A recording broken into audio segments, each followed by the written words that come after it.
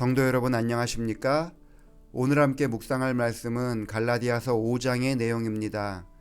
요즘 많은 사람들이 스마트워치를 차고 다닙니다.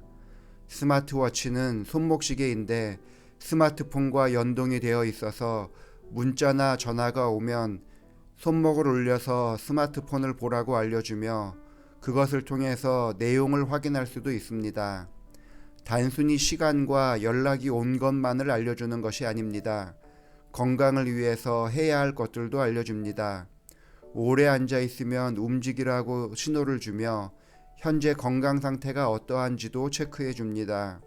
오늘 해야 할 운동량을 알려주거나 그 운동에 미치지 못할 경우에는 지속적으로 알람을 보내주기도 합니다. 정말 똑똑한 시계라고 할 수 있습니다. 이런 기능은 사람이 운동을 효과적으로 할 수 있도록 만들어 놓은 것입니다. 사람이 철학을 가지고 능동적으로 이 시계를 활용하면 건강에 큰 도움이 됩니다. 그런데 어떤 때는 사람이 이 시계에 지배를 당할 때가 있습니다. 내가 얼마나 운동을 효과적으로 하고 있는지 확인하기 위해서 시계를 이용해야 하는데 시계가 알려주는 대로 내 몸이 따라가는 것입니다. 가만히 있다가도 시계가 나에게 신호를 줘서 내가 일어섭니다. 운동을 그만하고 싶어도 시계가 운동을 조금 더 해야 한다고 알려주면 그만큼을 더 채워나가는 것입니다. 내가 시계를 지배해서 더욱 건강한 삶을 유지해야 하는 것이었는데 그것이 바뀌어서 시계의 지배를 당하는 삶이 되어버린 것입니다. 이것이 시계에 문제가 있어서 생기는 일은 아닙니다.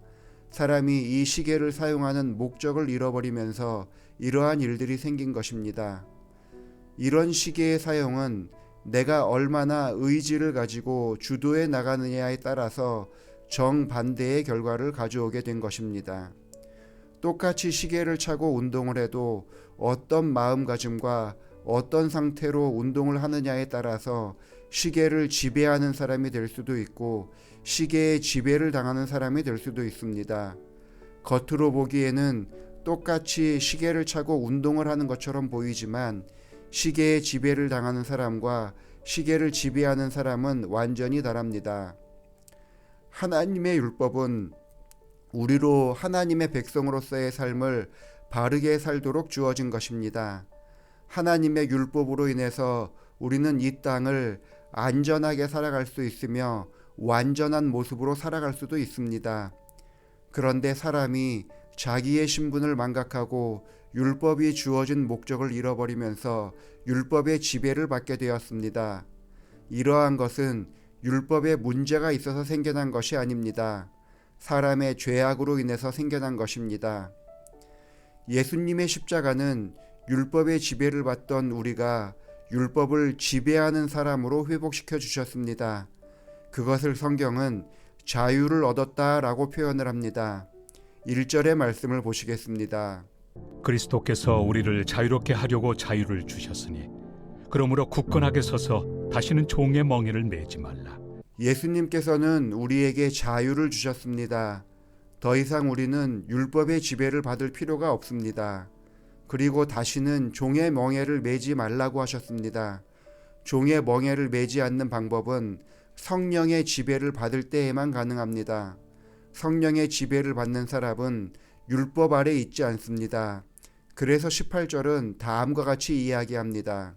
너희가 만일 성령의 인도하신 바가 되면 율법 아래 있지 아니하리라. 성령 하나님에 의해 지배를 당하는 사람은 율법의 지배에 당하지 않으며 오히려 율법을 지배하며 살아갈 수 있습니다. 성령 하나님에 의해 지배를 당하는 사람은 하나님의 뜻을 온전히 이루는 사람이 될 수 있습니다. 율법의 지배를 당할 때에는 그 율법이 우리로 하여금 죄의 열매를 맺게 만들었습니다. 그러나 성령의 지배를 당하는 사람들은 그 율법으로 말미암아 다른 열매를 맺을 수 있습니다. 그것이 22절과 23절에서 다음과 같이 이야기합니다. 오직 성령의 열매는 사랑과 희락과 화평과 오래 참음과 자비와 양선과 충성과 온유와 절제니 이 같은 것을 금지할 법이 없느니라. 우리는 성령의 지배를 당하는 사람들입니다. 그리고 성령 하나님의 능력과 은혜로 말미암아 우리는 율법을 지배하면서 하나님의 뜻대로 살아갈 수 있는 사람들입니다. 성령 하나님의 지배를 받을 때 우리를 통하여 사랑과 희락과 화평과 오래 참음과 자비와 양선과 충성과 온유와 절제의 열매를 맺는 사람들이 될 수 있습니다. 그렇게 오늘 하루도 성령 하나님의 지배를 받고 율법을 지배하여 하늘의 뜻을 이루는 성도들이 되기를 바라면서 말씀을 마칩니다.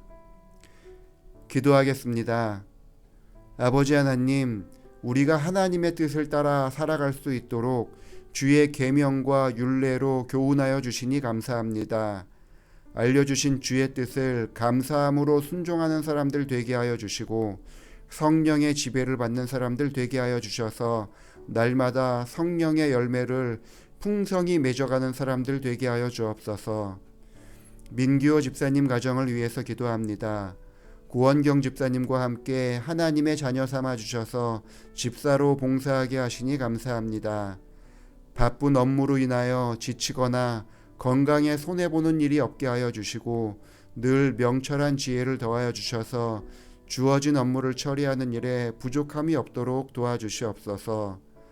딸 현지양과 혜윤 양에게 함께하여 주셔서 지금 하고 있는 일들을 통하여 더 숙련된 일꾼들이 되게 하여 주시옵고 새로운 진로를 찾는 일에도 어려움이 없게 하여 주옵소서.